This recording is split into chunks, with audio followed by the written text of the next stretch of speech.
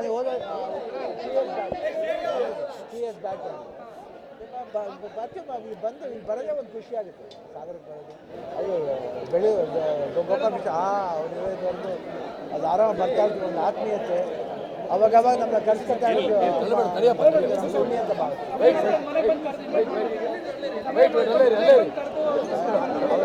Phone ಹೇಳಿದ್ದು ಬರ್ತಿದ್ದು. But ಅದು ಅವ್ರು ನಮ್ಮ ನೋಡೋ ಪ್ರೀತಿ ಅವರು ಆಸೆ ಜಾಸ್ತಿ ಬರ್ತಾ ಇರ್ತಾರೆ.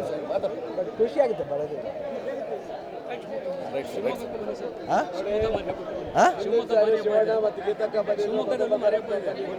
ಹೌದಾ? ಸಂಪೂರ್ಣ ಸಭೆ ಇರೋದ್ರಿಂದ ಬರ್ಲಿಕ್ಕಾಗಿಲ್ಲ. ಇವತ್ತು ಶಿವಣ್ಣರಿಗೆ ನಾವು ಮದಣ್ಣವ್ರು ಹೋಗಿ ಕಾರ್ಡ್ ಕೊಟ್ಟು ಬಂದಿದ್ದೀವಿ.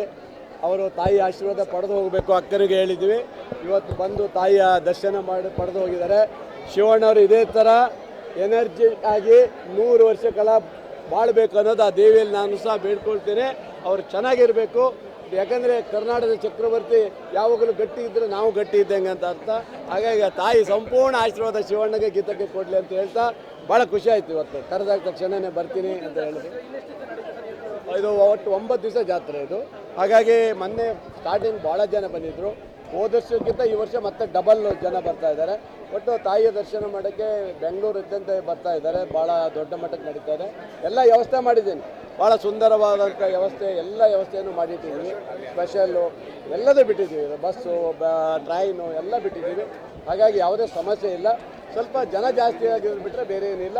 ಒಳ್ಳೆ ರೀತಿ ಜಾತ್ರೆ ನಡೀತದೆ.